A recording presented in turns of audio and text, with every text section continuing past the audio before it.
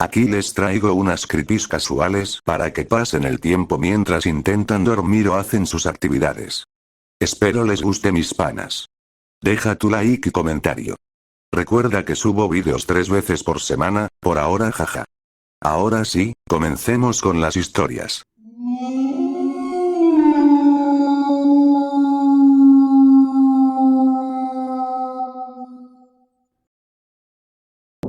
Dos brujas me dijeron cómo moriría, pero no estaban de acuerdo entre sí.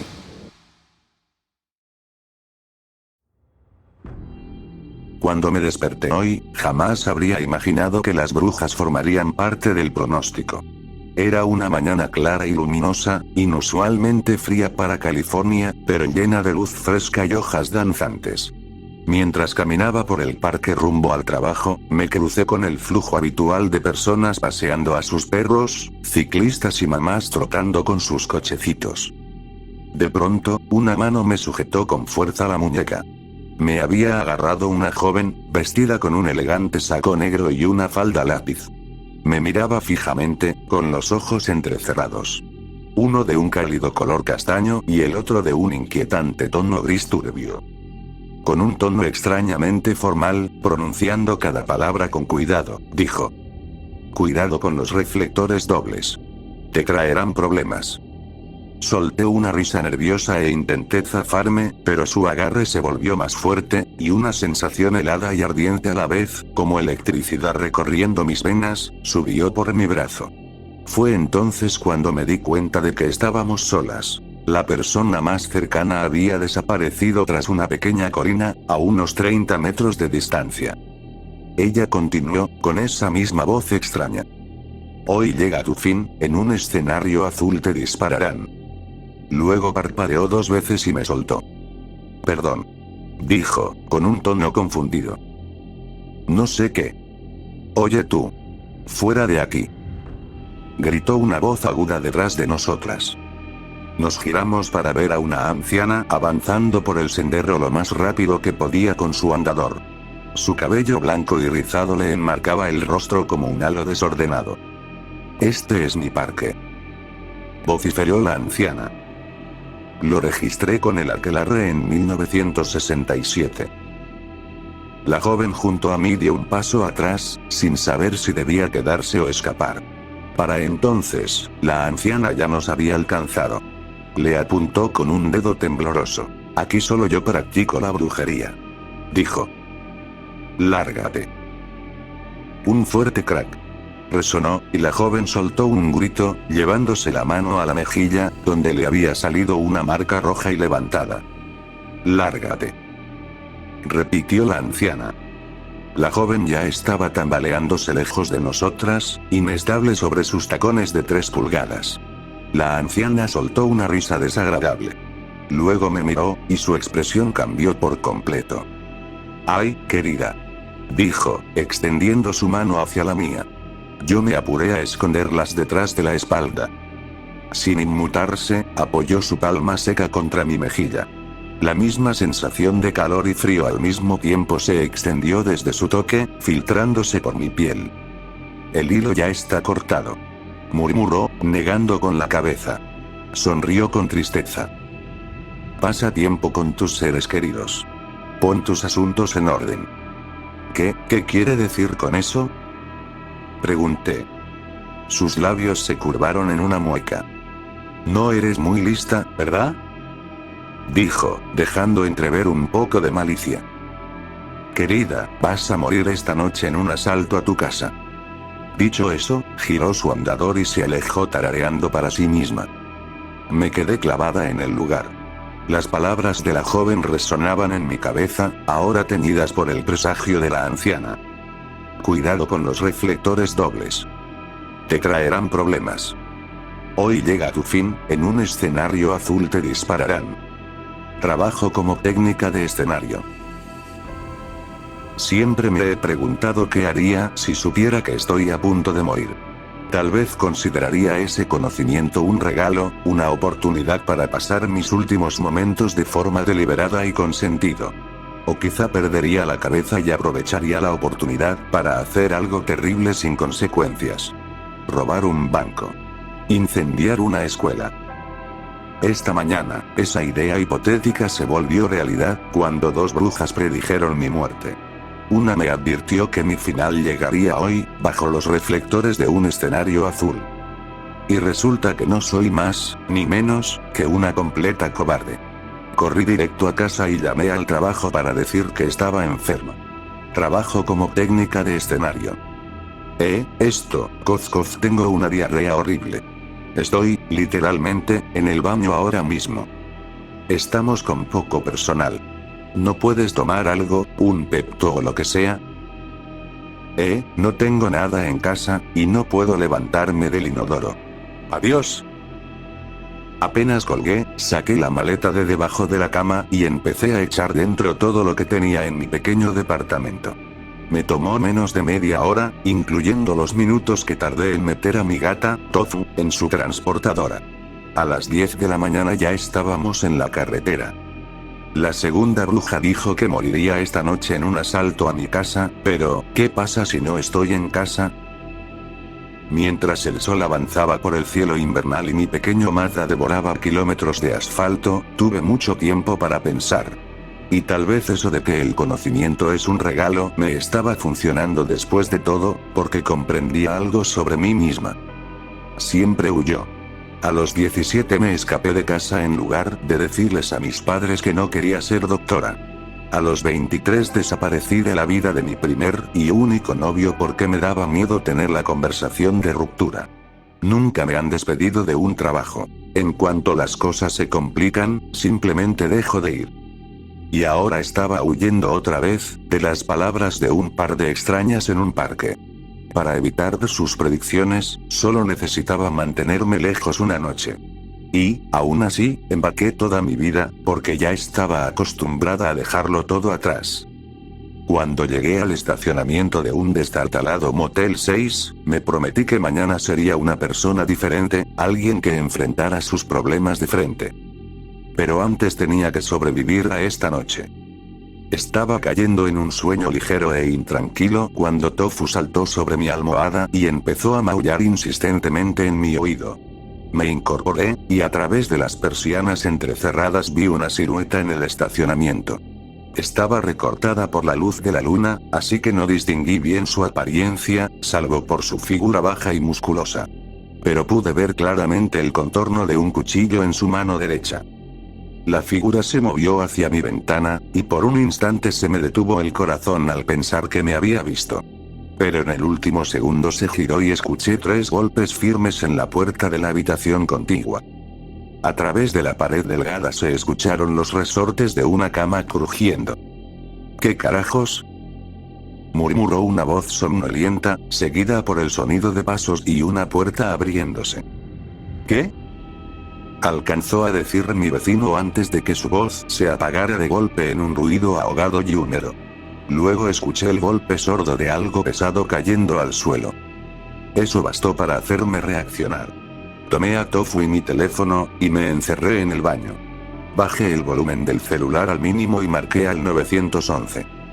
La policía debería llegar en cualquier momento. Siento el corazón golpeándome tan fuerte el pecho que estoy segura de que el intruso puede oírlo. He intentado calmarme repitiéndome que ya logré evitar una de las predicciones. Si pude esquivar los reflectores dobles, disparada en un escenario azul quedándome en casa, puedo librarme del asalto llamando a la policía. El destino no es tan pesado. Espera. Oh, gracias a Dios. Escuché el sonido de las sirenas, así que entreabrí la puerta del baño y vi la escena más reconfortante a través de la ventana. Un par de faros encendidos entrando al estacionamiento. Un vistazo a un oficial en el asiento del conductor, vestido de azul.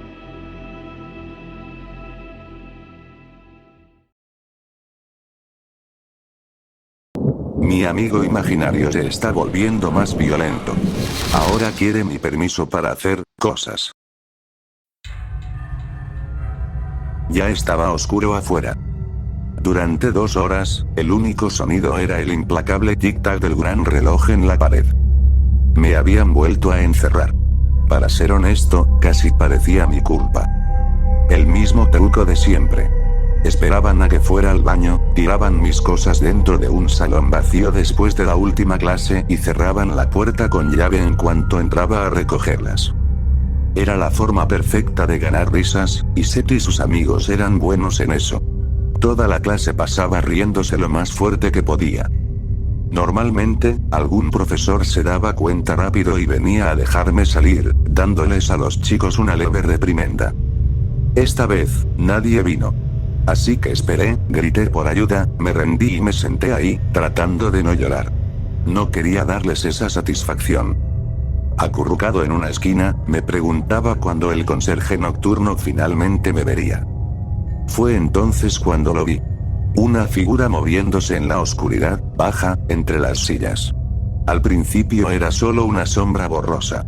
Luego se volvió más clara. Extremidades largas y cuerpo delgado. Piel azul. Ojos enormes y negros. No me asusté ni me moví, porque conocía esa silueta. ¿Terry?, pregunté. Caminaba raro, como siempre. Como si tuviera las rodillas mal puestas. Tambaleante, inclinado, con los brazos balanceándose demasiado, como si intentara parecer humano pero no terminara de lograrlo. Se agachó a mi lado, observándome igual que cuando tenía 8 años, y me raspé la pierna en el pavimento. En aquel entonces, mamá lo llamaba mi amigo imaginario. Solo está en tu cabeza, solía decir, sonriendo como si fuera algo tierno. Pero nunca miró con atención los dibujos que hacía de él. No era realmente un amigo. Aunque para mí, siempre se sintió real. Incluso proyectaba sombra. Terry se inclinó, con la boca a solo unos centímetros de mi oído.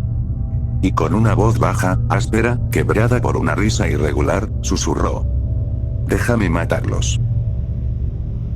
Por suerte, la señorita Mayward todavía no se había ido del colegio. Pasó por ahí y abrió la puerta unos minutos después, y se enojó mucho al verme sentado solo en la oscuridad. Me preguntó quién lo había hecho, pero no le di ningún nombre. Solo bajé la mirada y la seguí en silencio hacia afuera. Caminé de regreso a casa esperando que nadie me viera. Pero, por supuesto, ahí estaban. Seth y su manada. Esperando cerca de mi calle como lobos que no pueden soltar a su presa. En cuanto me vieron, estallaron. Riéndose a carcajadas, tropezando entre ellos como si fuera lo más gracioso que habían visto en su vida. Jesús, mira su cara. Gritó uno. Apuesto a que lloró un montón. No dije una palabra. Solo seguí caminando, pasé junto a ellos y entré a mi casa. Mamá estaba demasiado perdida en lo que fuera que había tomado como para notar algo, así que me fui directo a la cama. Pero tardé en dormirme. No podía dejar de pensar en el rostro de Terry. En lo que me había dicho. A la mañana siguiente, traté de mantenerme alejado de Seth y los demás. Ni siquiera fui al almuerzo. En su lugar, encontré un rincón tranquilo en los jardines del colegio, bajo uno de los grandes árboles, y me puse a leer. No creí que nadie fuera a molestarme, pero entonces la vi a ella. La señorita Mayward. Ella caminó directamente hacia mí, sosteniendo una manzana. No deberías saltarte las comidas, dijo, agachándose un poco para quedar a mi altura. Solo ascendí, tomé la manzana y murmuré un gracias casi inaudible. ¿Estás bien?, preguntó. Estoy bien. Mentí. Siguió insistiendo un poco, tratando con suavidad de hacerme hablar sobre lo que había pasado. Pero no lo hice. Luego miró el libro que tenía sobre las piernas. Las flores del mal, de Baudelaire. Bastante avanzado para tu edad, comentó. Aparté la vista. Me gusta la poesía, admití, casi avergonzado de decirlo en voz alta. Con una sonrisa, respondió. A mí también. Nos vemos en clase. Y se alejó, de regreso al colegio. No pasó mucho antes de que escuchara la voz de Terry, proveniente de las ramas sobre mi cabeza. Miré hacia arriba, y ahí estaba. Colgado como un mono, con los brazos enroscados y sus largos dedos azules aferrados a la madera. Reía. Fuerte, descontrolado. Luego, el susurro volvió, más agudo esta vez. Una y otra vez. Déjame matarlos. Déjame matarlos. Déjame matarlos. Me recorrió un escalofrío. Sentí la piel arderme, las manos temblando.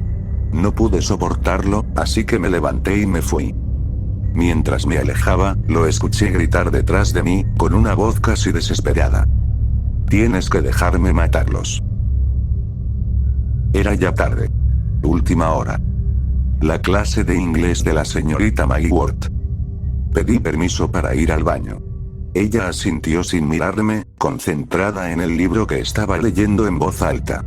Pero cuando regresé, todo se sentía raro. La clase seguía, ella seguía leyendo, pero había risas ahogadas por todo el salón. Sonrisas contenidas, miradas rápidas hacia mí y luego apartadas. Me quedé un segundo junto a la puerta antes de caminar en silencio hasta mi asiento. Algo no estaba bien. Revisé mi escritorio, luego mi mochila. Fue ahí cuando lo noté. Mi cuaderno había desaparecido. Ese que siempre mantenía muy bien escondido. Mis manos empezaron a temblar mientras revolvía cada bolsillo, cada libro, pero no estaba. Entonces, el chico a mi lado se inclinó con una sonrisa burlona y deslizó un papel hacia mi mano. Miré hacia abajo. Era uno de mis poemas, arrancado directamente de mi cuaderno. Levanté la vista. Lentamente, con horror, vi más. Muchas más hojas pasaban de mano en mano como si fueran cartas coleccionables. Algunos las leían en voz baja, imitando mi tono, riéndose entre susurros, mientras la señorita Mayworth pedía silencio, intentando entender qué estaba pasando. Algunos trataban de contener la risa. Otros ni siquiera lo intentaban. Entonces lo vi. Seth. Sentado como un rey, sosteniendo mi cuaderno, ahora medio vacío, como si fuera un trofeo. Mirándome con esa sonrisa arrogante, vacía, que me revolvía el estómago. Algo se quebró dentro de mí en ese instante, y me puse de pie tan rápido que tiré la silla al suelo. La señorita Mayworth se detuvo a mitad de lectura. Ni siquiera escuché lo que grité. Mi visión se tiñó de rojo. La garganta me ardía. Sentí que algo más profundo que la rabia, estaba hablando por mí. La clase estalló en carcajadas otra vez. Ya no por los poemas. Por mí. Seth se recostó en su silla, relajado, disfrutando del espectáculo. De mis lágrimas. La señorita Mayworth se acercó rápido y me puso una mano en el hombro. Afuera. Dijo, con firmeza, aunque en tono suave. Vamos. Y la seguí, la cabeza baja, el rostro ardiendo. Cerró la puerta detrás de nosotros. Nos quedamos en el pasillo, yo mirando al suelo, avergonzado. ¿Estás bien?, preguntó. No respondí, y permanecimos en silencio unos segundos. Entonces lo escuché. La voz de Terry. ¿Puedo matarlos ahora? Su voz estaba justo frente a mí. Levanté la mirada, y me quedé helado. La señorita Mayworth seguía ahí. Pero sus ojos se agrandaron, negros, infinitos. Sus dedos se alargaron, delgados y azules. Y sonrió igual que Terry. Me lo repitió, con voz suave. ¿Puedo? La garganta se me cerró. Quise decir que no. Sabía que no estaba bien. Sabía que ellos no lo merecían. Pero lo único que hice fue asentir, tímido, diciendo que sí. Su sonrisa se ensanchó. Sin pronunciar palabra, se dio la vuelta, abrió la puerta, entró con calma al aula y volvió a cerrarla detrás de ella. Escuché el sonido del cerrojo. Me quedé en el pasillo. Segundos después, se escucharon los jadeos. Luego los gritos. El arrastre de los pupitres. El caos. Un salpicón rojo manchó la pequeña ventana de la puerta. El llanto era tan fuerte que aún puedo oírlo ahora. Casi tan fuerte como la risa de Terry. Y yo no me moví ni un centímetro. Solo me quedé ahí, inmóvil.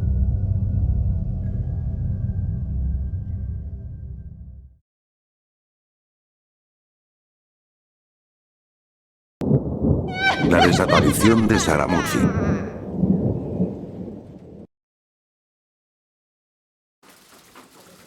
Cuando recibí la llamada que me pedía visitar la casa 14308 de Maple Street, hogar de la familia Murphy, supe que sería algo malo. No perdí tiempo y subí a mi auto para ir de inmediato. El caso de los Murphy fue uno de los más tristes que había enfrentado como trabajador social. John y Debra Murphy habían sido una pareja joven y típica. John era contador, y Debra trabajaba en un salón de belleza. Tenían una hermosa hija llamada Sarah, que acababa de empezar el 5º grado. Los Murphy habían sido una familia feliz, sencilla, de clase media. Hasta el accidente. Una semana antes de Navidad, John Murphy estaba colocando las luces en el techo de la casa familiar. Había estado extremadamente ocupado con el trabajo, pero finalmente pudo hacerse un tiempo para decorar la casa junto a su hija. Mientras Sarah hacía un ángel de nieve, riendo y sonriéndole a su padre, John resbaló en el techo. Cayó y se rompió el cuello, a menos de 2 metros de su hija. Debra quedó a cargo de Sarah completamente sola. El trabajo de John había sido la principal fuente de ingresos de la familia Murphy, y ahora él ya no estaba. Tenían algunos ahorros, pero no los suficientes para durar mucho. Recibí mi primera llamada sobre el caso unos meses después de la muerte de John. La policía había respondido a una llamada de un vecino que escuchó gritos en la casa de los Murphy. Cuando 2 oficiales llegaron, encontraron a Sarah escondida debajo de su cama, mientras Debra recorría la casa lanzando cosas y gritando. Los policías lograron calmarla, pero no pudieron sacarle una explicación coherente sobre lo que había pasado. «Hay alguien aquí», les decía histéricamente, una y otra vez. «Alguien está en la casa». Me enteré de que no era la primera vez que la policía respondía a una alteración en la residencia de los Murphy. Debra había llamado una docena de veces en las últimas semanas, reportando que alguien había irrumpido en su hogar. Cada vez que la policía llegaba, revisaban toda la propiedad, pero nunca encontraban evidencia de ningún intruso. Los agentes estaban preocupados por el comportamiento errático de Debra, y dado que había una niña pequeña en la casa, llamaron a mi oficina. Me enviaron a revisar cómo estaba Sarah. Debra me recibió cortésmente, dándome la bienvenida a su hogar. Sarah me saludó tímidamente con la mano, pero enseguida se retiró a su habitación. Me senté en la mesa de la cocina con Debra y conversé con ella un rato. Le hice algunas preguntas básicas sobre cómo estaba su hija, cómo se sentía, etc. Recibí respuestas satisfactorias a todo. Luego mencioné las frecuentes llamadas al 911. La policía no me cree, dijo Debra nerviosa. Pero sé que alguien nos está acosando. ¿Cómo así?, pregunté con empatía. Las cosas aparecen.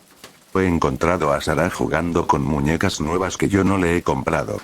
Al principio pensé que se las había prestado una amiga, pero cuando le pregunté, me dijo que eran suyas. Cuando le pedí que me dijera de dónde las había sacado, dijo que simplemente habían aparecido en su habitación. Estaba por decir algo, pero Debra me interrumpió. Eso no es todo.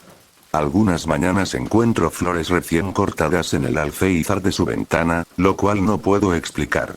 A veces la escucho hablando cuando está en su habitación, pero cuando entro, se detiene y no hay nadie ahí. Debra se inclinó hacia mí. ¿Y lo peor? Tenía una mirada cansada y asustada, los ojos de una mujer que no ha dormido en mucho tiempo. Siento que alguien me observa, todo el tiempo. Cada vez que me doy la vuelta, siento los ojos de alguien sobre mí. Pero cuando miro, no hay nadie. Intenté consolar a Debra Murphy, pero al irme de la casa estaba claramente preocupado por su comportamiento. Era evidente que sufría algún tipo de delirio paranoico, probablemente provocado por la falta de sueño. No la culpaba. La mujer estaba trabajando en varios empleos para mantenerse a ella y a Sarah tras la muerte de John, pero aún así, era motivo de preocupación. Ya había visto antes a padres solteros, sobrecargados y estresados, empezar a descargar sus problemas en sus hijos. Presenté un informe detallando todo esto a mi supervisor, pero sabía que no se haría nada al respecto. La triste realidad de este trabajo es que rara vez se pueden prevenir las tragedias. La mayoría de las veces solo llegas después, para intentar recoger los pedazos. Por eso, cuando recibí la llamada más reciente pidiéndome que hiciera un seguimiento del caso de los Murphy, temí lo que podría encontrarme. Llegué a la casa de los Murphy, esperando encontrar a Debra mejor que en mi visita anterior. En cambio, lo que encontré fue mucho, mucho peor. Golpeé la puerta, sin recibir respuesta. Extraño, porque había llamado antes para asegurarme de que Debra estuviera en casa. Estaba sacando mi celular para volver a llamarla, cuando escuché un sonido amortiguado detrás de la puerta. ¿Señora Murphy? Llamé, golpeando otra vez. Apenas podía oír algunos ruidos del otro lado. ¿Hola? Los ruidos sonaban como llanto. Al no obtener respuesta de Debra, llamé a la policía. Cuando los oficiales llegaron, forzaron la cerradura y abrieron la puerta, solo para encontrar a Debra tirada en el suelo, llorando. Él se la llevó. Repetía una y otra vez. Se la llevó. Los policías revisaron toda la casa, pero no había rastro de Sarah en ninguna parte. Se lanzó una búsqueda masiva. La policía interrogó a todos los vecinos. Cientos de voluntarios buscaron por los bosques cercanos, gritando el nombre de Sarah. Lo sé, yo fui uno de ellos. La búsqueda continuó por semanas, pero no hubo señales de la niña. No pasó mucho tiempo antes de que la policía señalara a Debra. Ella lo negó una y otra vez. Pero los oficiales fueron persistentes. Los interrogatorios duraron horas, intentando obtener más información sobre lo que había pasado el día en que Sarah desapareció. Finalmente consiguieron una confesión. Pero no la que esperaban. Supe cómo ocurrió gracias a un amigo del departamento. En mi trabajo siempre es útil tener un buen contacto en la fuerza policial local. Mientras los agentes la interrogaban por enésima vez sobre los eventos previos a la desaparición de Sarah, Debra se quebró. Un oficial mencionó que tal vez cuidar sola de su hija había sido demasiado estresante después de la muerte de John, y Debra perdió el control. Aparentemente empezó a gritar que no podía soportarlo más, que lo admitiría. Dijo que había matado a John, y que la desaparición de Sarah era su castigo. Cuando John cayó del techo, no se había roto el cuello. En cambio, Debra había salido corriendo al oír el ruido y lo encontró tirado allí, inconsciente pero vivo. Los Murphy no eran la familia feliz que todos creían. Debra y John estaban hablando de divorciarse y discutían ferozmente por la custodia. Debra le había sido infiel a John y tenía un serio problema con la bebida, lo que podía costarle la custodia de Sarah. Así que, mientras estaba de pie sobre el cuerpo inconsciente de John, vio su oportunidad. Le rompió el cuello con un ladrillo y luego llamó a la ambulancia. No hubo investigación. Parecía un accidente doméstico común. Trágico, pero sin sospechas de homicidio. Los detectives en la sala de interrogatorios estaban en shock. Debra se mantuvo firme en su historia. La desaparición de Sarah era un castigo espiritual por la muerte de John. Debra fue acusada de asesinato y actualmente reside en un hospital psiquiátrico, murmurando sobre expiar sus pecados. Sarah nunca fue encontrada. La búsqueda se canceló tras unas semanas, y con el tiempo la policía dejó de buscar por completo. Solo fue otro caso sin resolver, destinado a ser archivado y olvidado. Un mes después de la desaparición de Sarah, iba camino a casa desde el trabajo. Había sido un día largo y estaba exhausto. Iba por la autopista, a punto de tomar mi salida, cuando algo me hizo dudar. Pasé de largo y en su lugar me dirigí al número 14308 de Maple Street, el antiguo hogar de la familia Murphy. Entré al camino de entrada, observando el césped crecido y la casa abandonada. Caminé alrededor, sin estar seguro de qué buscaba o por qué había ido allí. Mientras deambulaba sin rumbo, vi algo en el alféizar de una de las ventanas traseras. Era un ramo de flores. Lo tomé, confundido. Estaban recién cortadas y no podían haber estado allí por mucho tiempo. Me asomé por la ventana junto a la que estaban, y vi una pequeña cama púrpura y paredes color rosa claro. Era la habitación de Sarah. Volví a mirar las flores, notando esta vez una pequeña tarjeta entre el ramo. Al desplegarla, encontré un mensaje escrito con una caligrafía desordenada. La princesita de papá. Escuché una risa infantil, suave, y levanté la mirada. Al otro lado del patio trasero, vi dos figuras alejándose hacia el bosque. Un hombre, y una pequeña niña tomada de su mano, desapareciendo entre los árboles.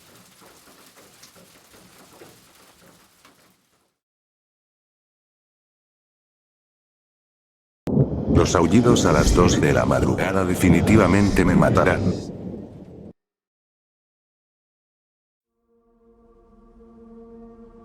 No recuerdo el momento exacto en que todo empezó a suceder, pero sí recuerdo la primera vez que me di cuenta. No me gusta la oscuridad, sí, ríanse todo lo que quieran de un hombre de 25 años, que le tiene miedo a la oscuridad, pero así son las cosas, así que casi siempre estoy en casa antes del atardecer. Trabajo felizmente en el turno de la mañana y barra o del día, ya que siempre estoy en la cama como máximo a las 11:30. Normalmente no me despierto durante la noche, pero últimamente me estaba levantando casi todas las noches. No es gran cosa, ¿verdad? Solo iba por un vaso de agua o algo así y volvía a dormir. Entonces lo escuché.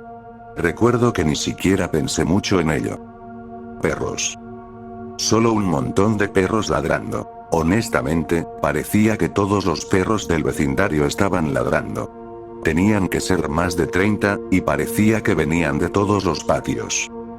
Luego, tan repentinamente como empezaron, todos se detuvieron. De un minuto a otro, todos los perros dejaron de ladrar y aullar, y todo el vecindario quedó en silencio de nuevo. Encendí la luz del pasillo y fui a la sala para revisar a Pickles, lo nombré así por Pickle Rick jaja, y estaba acurrucado en el sofá. No escuché ladridos dentro de mi casa, lo cual es raro, ¿verdad? ¿Qué perro no se uniría a ese tipo de frenesí? Solo volví a dormir y no le di mucha importancia.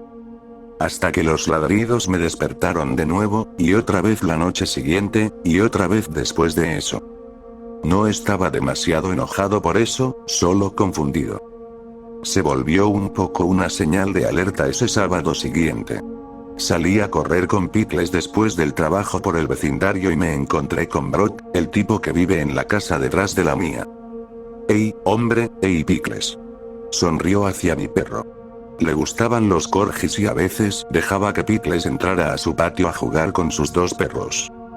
«¿Qué tal, Brock?», dije, haciendo un gesto de que estaba bien que le diera un poco de atención a Pickles. «Nada mucho, gracias a Dios. Casi termino de arreglar el cuarto de los gemelos». «Bien, bien. Espero que tus nietas no se asusten con tanto ladrido últimamente», comenté. «¿Qué quieres decir?». «Ya sabes, todos los ladridos en la noche. Tus perros definitivamente no son inocentes, pero no es gran cosa», bromeé. «Mis perros no ladran de noche. Duermen en el dormitorio conmigo y Jane. Nunca hemos tenido problemas de ladridos». Sus labios formaban una línea firme, obviamente no apreciaba mis acusaciones ni nada de eso. Está bien, está bien. Levanté las manos en señal de rendición. «Quizá tus chicos sean inocentes, pero deben ser de los pocos. Los ladridos me han despertado toda la semana». Brock me examinó de arriba a abajo, sus ojos perforándome con esa intensidad que solo los veteranos pueden manejar. Ya sabes, esa mirada muerta en los ojos que parece que te están desnudando y revisando por bombas. «No he escuchado ningún ladrido, hijo. Cuídate», murmuró, continuando su camino y rozándome al pasar. No hay forma de que un tipo con su historial no fuera un dormilón ligero, así que si él no se despertó, ¿cómo fui yo? Dormí durante un tornado cuando vivía en Omaha. Podría haber estado jugando conmigo, es un tipo raro así. Aún así, me dejó intranquilo. No trabajé al día siguiente, así que decidí quedarme despierto un poco para un maratón de UE. Me quedé en el sofá, Pickles acurrucado en mi regazo y una cerveza fría en la mano. Mientras el sol seguía cayendo más y más cerca del horizonte, encendí la lámpara de la mesa auxiliar. El cálido resplandor amarillo era suficiente para que la habitación no estuviera demasiado oscura. Iba alternando entre mirar el teléfono y ver las caídas en la televisión cuando comenzaron los ladridos de nuevo. Dios, eran incluso más fuertes que la noche anterior, y me encogí de hombros incómodo. Miré mi teléfono y anoté la hora. 2:37 de la madrugada. A las 2:38, los ladridos cesaron. Pickles ni siquiera se movió de mi regazo, mucho menos aulló junto a ellos. ¿Cómo diablos no escuchaste eso?, murmuré, dándole una palmada en la cabeza. Él lamió mi mano. Lo puse en el cojín a mi lado y fui a encender la luz de la habitación. Corrí las persianas para echar un vistazo afuera, tal vez ver algunos perros corriendo. Nada. El vecindario estaba vacío, no se veía un alma. Raro. Me fui a dormir un poco más tarde. Este ciclo de despertarme en la noche seguía arrastrándose, y cada vez me costaba más y más volver a dormir. Simplemente se sentía extraño. Todo era sospechoso, porque intenté mencionar casualmente los ladridos a algunos vecinos más y cada vez, nadie sabía de qué hablaba. Obviamente no podía preguntarle a Brock, pero siento que hasta Pickles me habría mirado como si tuviera 3 cabezas si lo hubiera hecho. Empecé a revisar mi teléfono cada vez que esos malditos ladridos me despertaban, y cada vez comenzaban a las 2:37 de la mañana y se detenían en el segundo exacto en que el reloj marcaba las 2:38. Al día siguiente que tenía libre, decidí esperar en mi ventana para ver si salía algún perro. Supuse que tenían que estar cerca, ya que el alboroto era tan fuerte y cercano. A las 2:36, silencié la televisión y volví a abrir las persianas. El minutero seguía avanzando y, como un reloj, el primer perro empezó a aullar. Con un sonido tan intenso, cualquiera pensaría que estaba en mi patio delantero, pero no. Igual que la última vez que miré, el vecindario estaba desierto, aunque el ruido ya era ridículo. Los ladridos roncos y los aullidos penetrantes me hicieron erizar la piel. Si esto fuera una película, probablemente el vello de mi nuca se habría puesto de punta o algo así. 2:38 y todo se detuvo. Suspiré, tomé la melatonina que había comprado y me fui a la cama. Sentí que tardé como 2 horas en dormirme. Intenté hacerlo de nuevo, pero esta vez usando mi celular para grabar y mandarlo a mi grupo de amigos, solo para no sentirme tan loco. Empecé a grabar a las 2:37, justo después de que el primer perro comenzara, y ahí fue cuando me cayó la segunda, tercera bandera roja. La farola de la calle parpadeó bruscamente y se apagó, dejando todo mi campo de visión completamente oscuro. Hice una mueca, pero me quedé en la ventana. En cuanto detuve la grabación, mi teléfono parpadeó en blanco y se apagó. Me tomó como 10 minutos volver a encenderlo, y cuando lo hice, el video simplemente había desaparecido. No estaba en la galería, ni en la papelera, en ningún lado. Era como si nunca hubiera existido. Pasé la noche siguiente en casa de mi amigo Patrick. Creo que, a ese punto, era por pura costumbre o instinto o algo así, porque igual me desperté bruscamente a las 2:37. Escuché a un solo perro aullar y nada más, pero no era ni de cerca tan fuerte o tan cerca como en mi casa. Por fin dormí bien por primera vez en medio mes y no quería irme, pero tenía que volver por Pickles.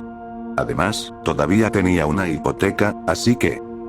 Como todos se imaginarían, volvió a pasar la noche siguiente, a las 2:37 en punto.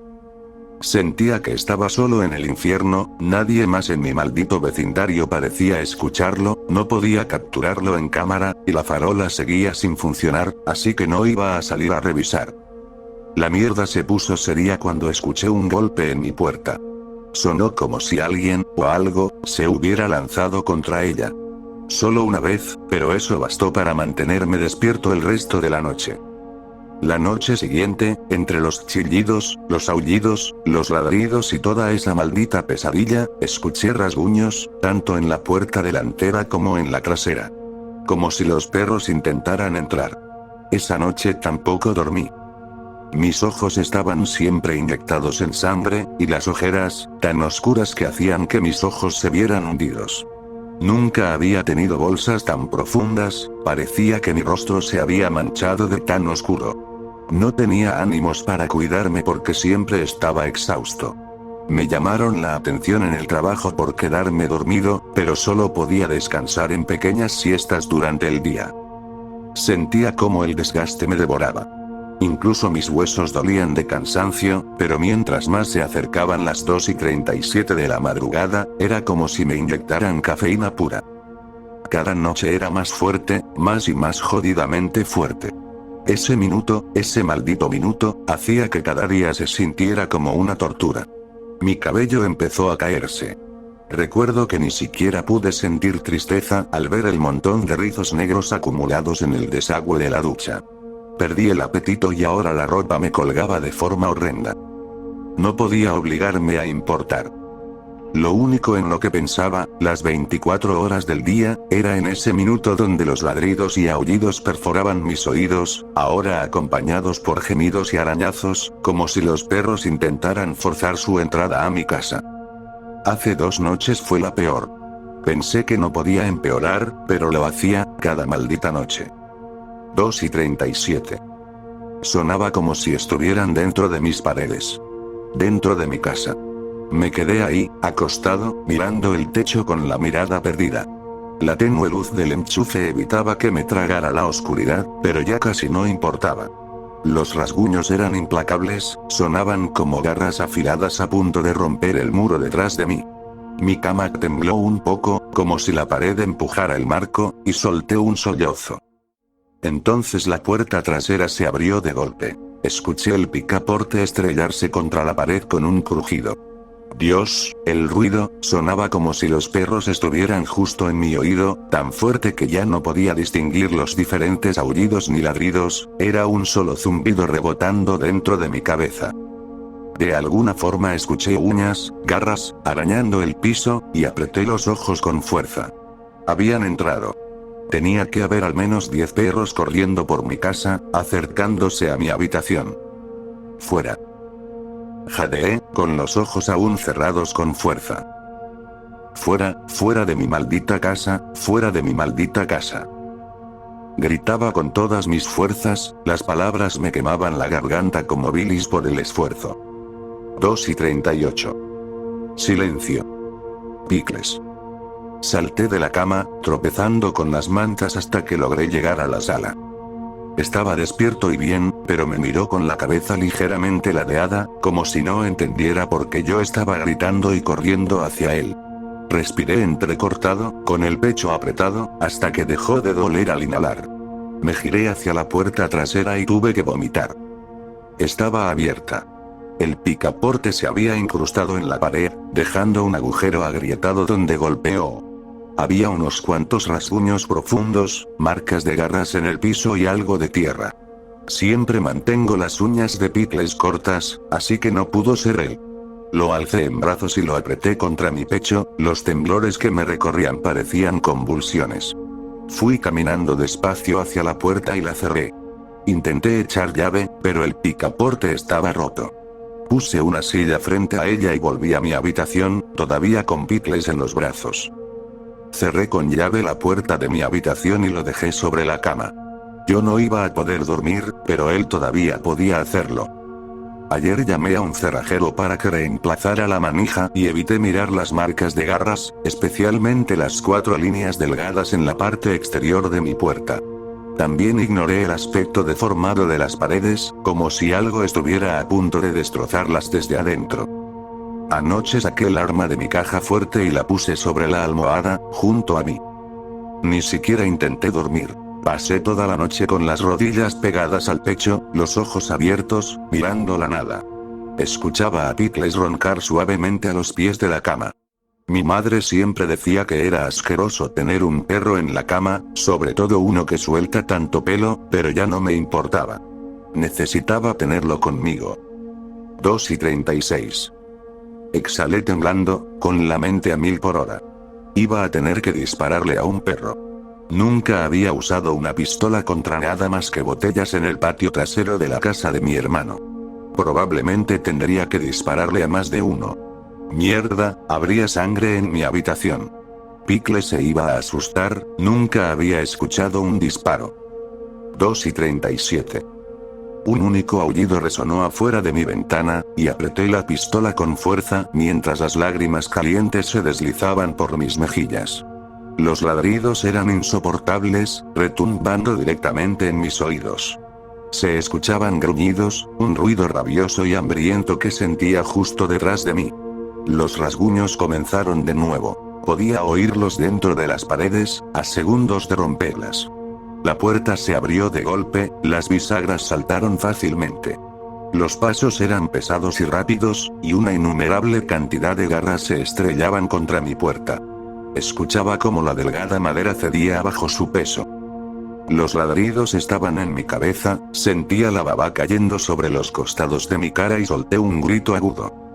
Mi luz de noche se apagó. Quedé atrapado en la oscuridad, y sentí el estómago caerme al suelo. Estaba confinado, el espacio a mi alrededor cerrándose, apretándome, dejándome atrapado en un lugar cada vez más pequeño donde ya no podía orientarme. Ya ni siquiera escuchaba a los perros. Solo un zumbido constante en mis oídos, tan doloroso que sentí que en cualquier momento iba a empezar a sangrar. Tomé el celular de mi regazo y encendí la linterna. El perro frente a mí era un monstruo. Estaba de pie sobre mis piernas, con un pelaje negro, largo y enmarañado, y un hocico delgado. Era tan grande que podría haber sido un lobo, pero no había duda. Era un perro. Sus orejas eran puntiagudas, el gruñido en su rostro estaba a centímetros del mío. Sentí caer una gota de su saliva sobre mi piel. La expresión en su cara era suficiente para matar. Sentí todo mi cuerpo temblar mientras lo miraba a los ojos rojos. Esos ojos se grabaron en el fondo de mi mente, rojos más brillantes que el fuego, pero que titilaban igual. Su olor era nauseabundo, tan fuerte que sentí el estómago revolverse. Olía a cadáver, a un animal muerto dejado a pudrirse bajo el sol del verano. Ladró. Ladró directo en mi cara, lanzándome una lluvia de baba espesa y caliente. El aliento hirviente me quemó la nariz. El chirrido de los resortes del colchón al inclinarse hacia mí fue como una puñalada al estómago. Ladró otra vez, y la fuerza del sonido me hizo retumbar los oídos. Me mareé solo de escucharlo, un estallido ensordecedor alimentado por el coro de otros perros que seguían aullando. Abrió el hocico más, mostrando dientes blancos y afilados que brillaban con la luz del celular. Estaba acabado. Sabía que esa bestia iba a partirme el cuello en 2:38. La linterna se apagó. El olor, el sonido, el peso sobre mí, todo desapareció. Jadeé con respiraciones cortas y dolorosas, sintiendo un punzante calambre en el costado. Estaba empapado en sudor, las sábanas y la ropa pegadas a mi piel. Encendí de nuevo la linterna y solté la pistola. Me costó despegar los dedos del gatillo. Tenía tanto miedo que ni siquiera pensé en usarla. La había olvidado, sinceramente. Iluminé la habitación, notando los pedazos de yeso caídos, los agujeros, los arañazos en el suelo y en la puerta, que colgaba abierta de forma siniestra. Dirigí la luz hacia el pie de la cama. Pickles. Murmuré con dificultad, empujándolo con un pie. No se movió. Pickles. Me caí al intentar bajarme de la cama, las piernas tan blandas como gelatina. Golpeé la pared hasta encontrar el interruptor y, temblando, avancé hasta donde estaba mi perro. Pickles. Susurré, tocando su pelaje suave con manos temblorosas. Lo levanté, y cada nervio de mi cuerpo gritó de dolor cuando su cuello se dobló sin resistencia. Tenía marcas de dientes por todos lados, profundas, sangrientas. Tropecé conmigo mismo y vomité al instante, el ardor en mi garganta apenas comparado con el calor de mis lágrimas. No sé qué se supone que haga ahora. Pickles se fue. Lo enterré en el patio trasero esta tarde, y ahora solo me siento vacío, jodidamente vacío. Debería haber hecho algo diferente, pero ¿qué? ¿Qué demonios podía hacer? Mi mejor amigo se fue. Sé que fue lo que lo mató. Y sé que va a volver esta noche.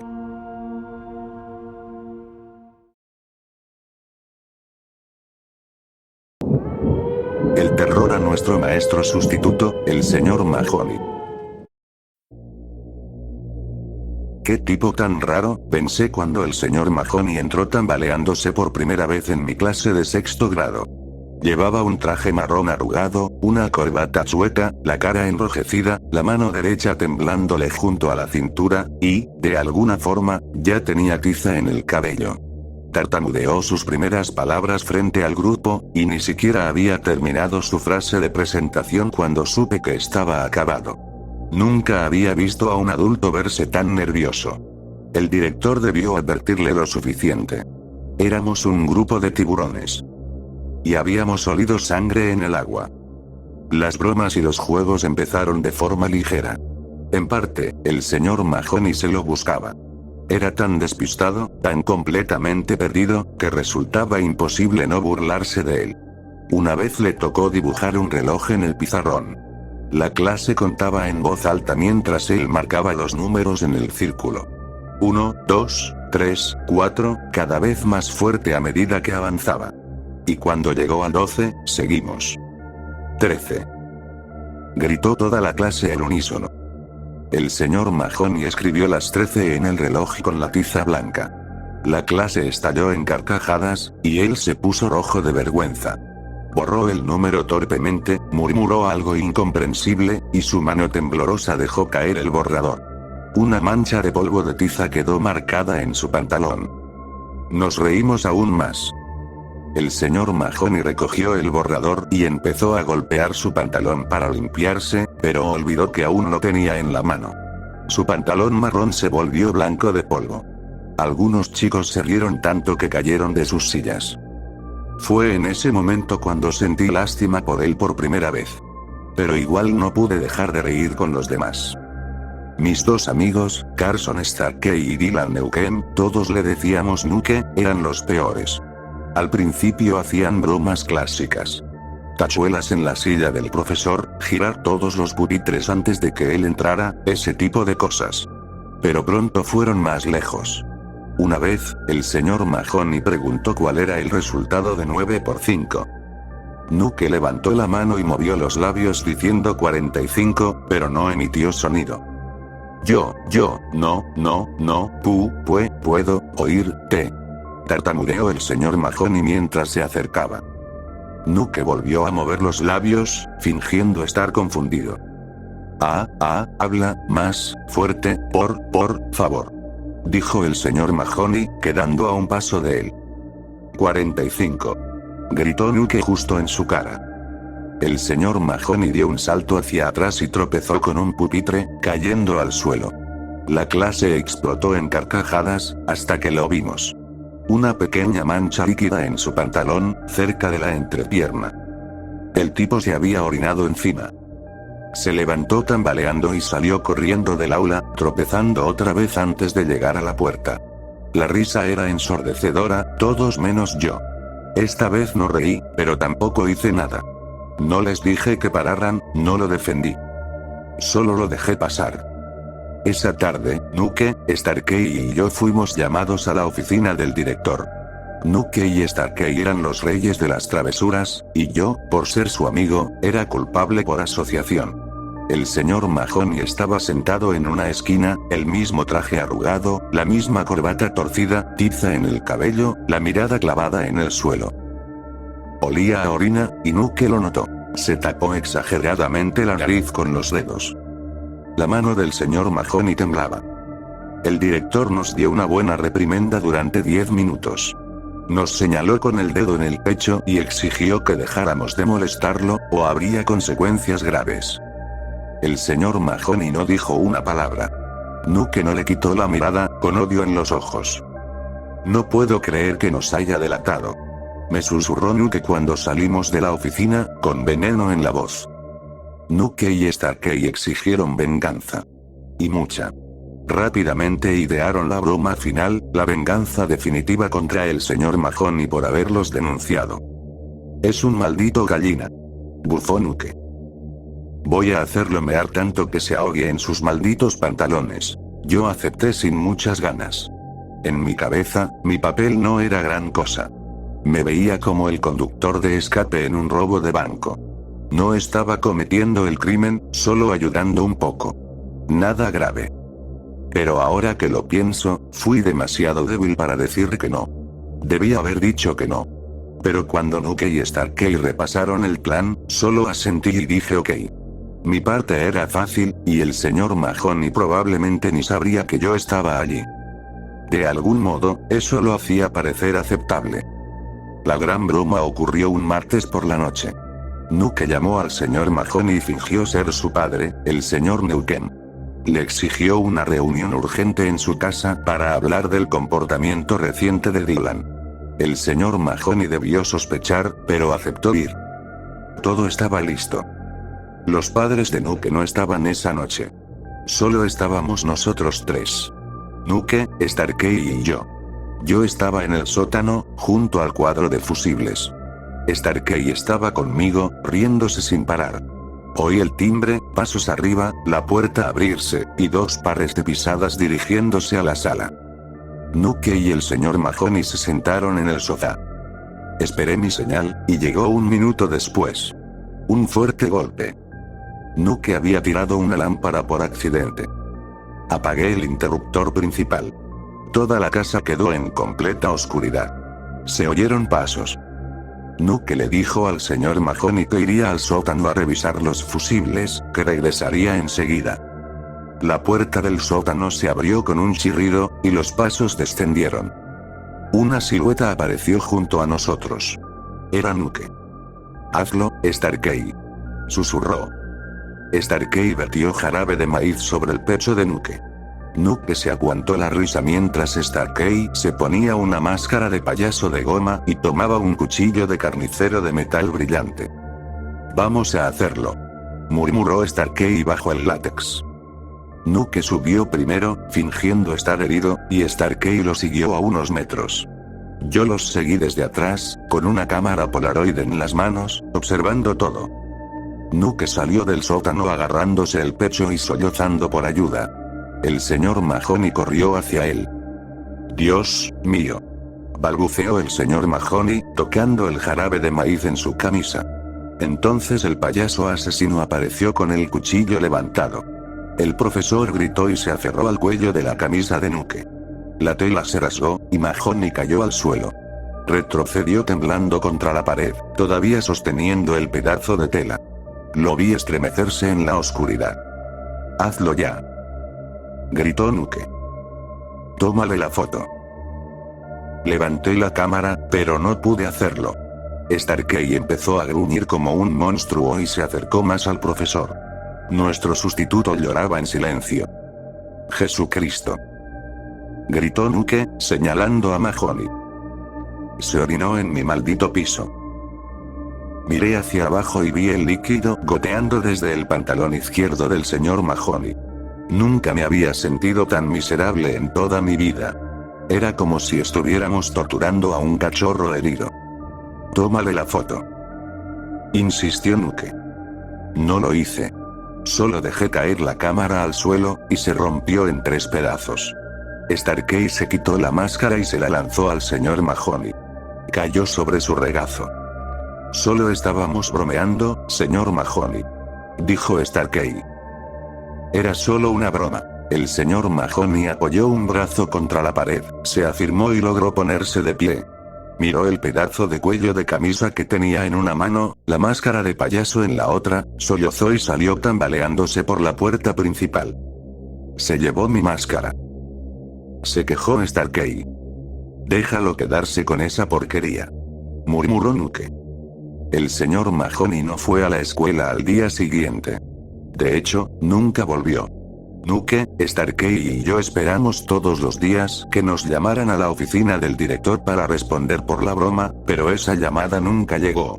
Nos asignaron un nuevo profesor sustituto, y la vida en 6º grado siguió su curso. 3 semanas después llegó un paquete a la clase. Era un montón de tareas de matemáticas que el señor Mahoney había calificado pero nunca nos había devuelto.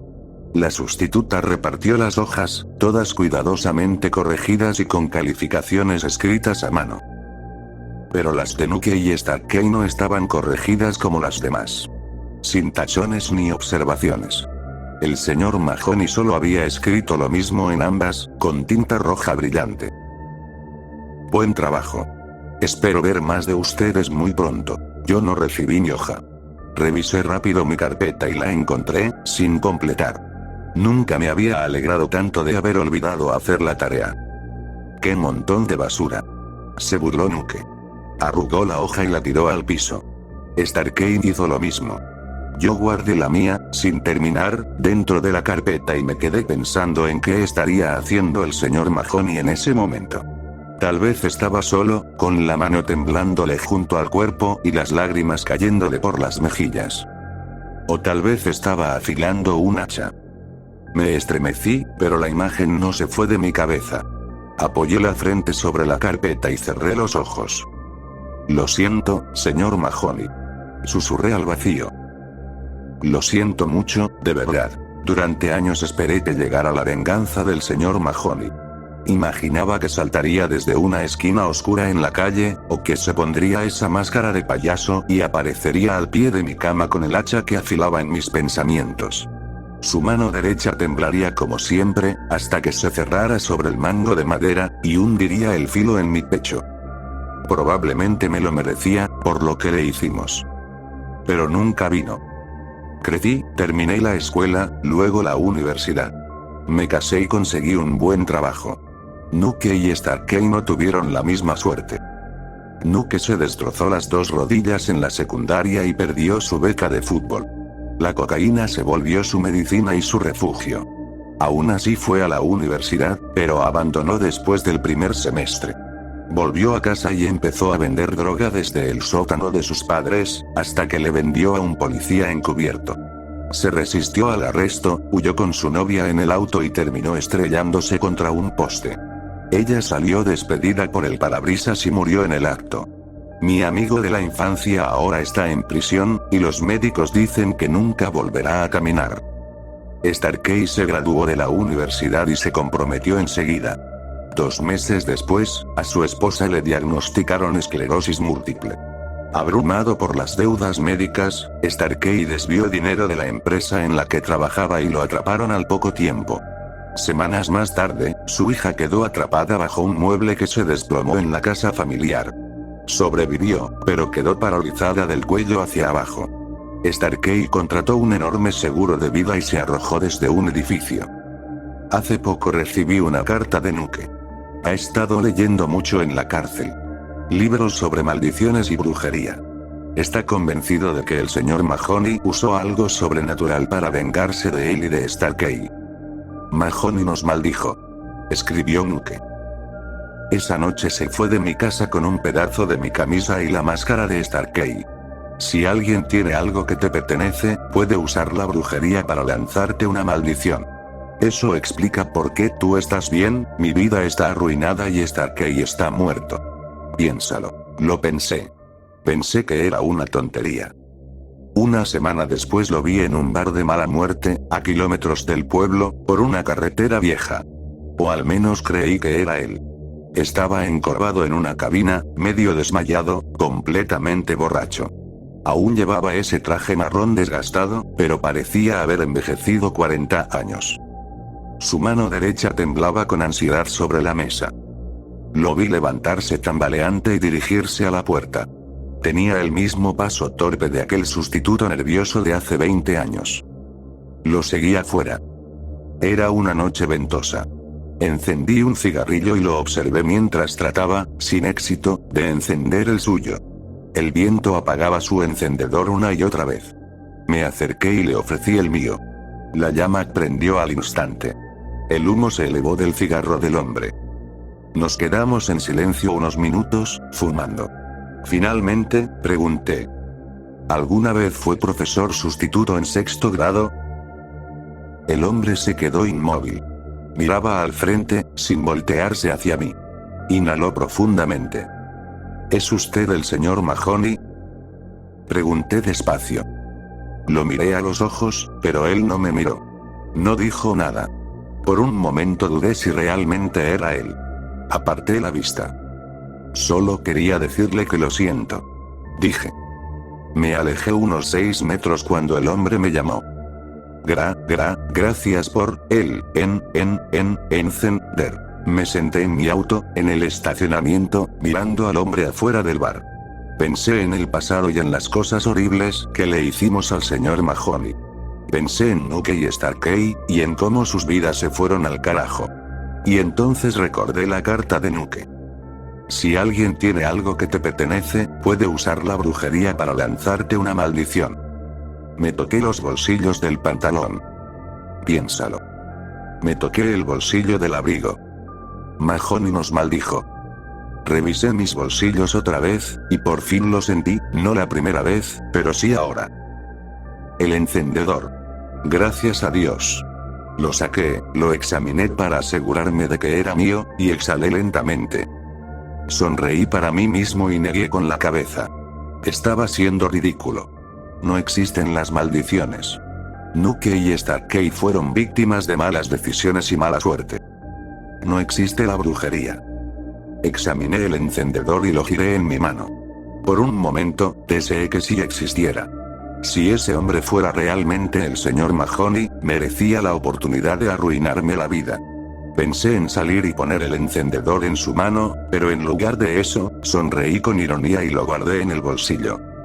Estaba siendo un tonto. El hombre afuera del bar tropezaba una y otra vez. Estaba persiguiendo algo por la carretera. Una pequeña colilla. Mi colilla, la que acababa de fumar.